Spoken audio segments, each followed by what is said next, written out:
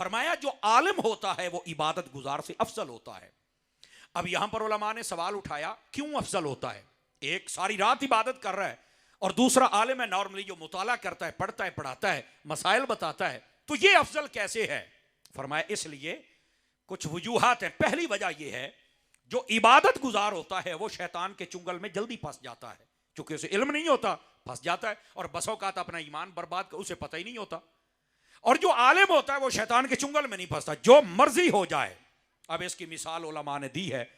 शैतान जब शाम के वक्त ये तख्त लगाता है ना समंदर के ऊपर, तो ये अपने सारे शतुंगड़ों को बुलाता, बताओ भी तुमने सारा दिन क्या किया है?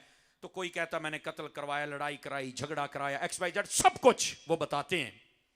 लेकिन एक शतुंगड़े ने एक दिन ये कहा कि मैंने एक तालिब इल्म को मदरसे से हटाया, तो वो नीचे उतरा, उसको गले से लगाया, इतना बड़ा काम किया है। अच्छा, तो सारे कहने लगे हमने इतना कुछ करा दिया, खून खराबा, और हमें इतना प्रोटोकॉल नहीं दिया।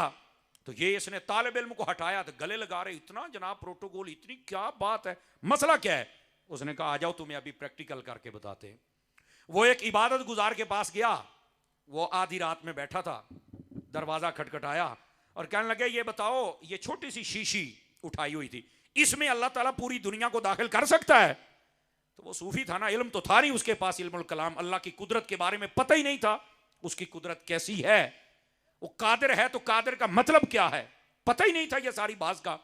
कहने लगे अबे भाग जा, इतनी सारी शीशी में, अबे चल दफा हो जाए यहां से, ऐसी बातें करता है, ये इसमें आती है बस। उसने कहा आ जाओ, इसको पता भी नहीं है, देखो इसका ईमान बर्बाद हो गया, अल्लाह की कुदरत का इनकार करके, पता ही नहीं है उसे। अब दूसरी तरफ एक आलिम दीन सोए हुए थे, उनका दरवाजा खटखटाया, मौलाना एक मसला पूछना है।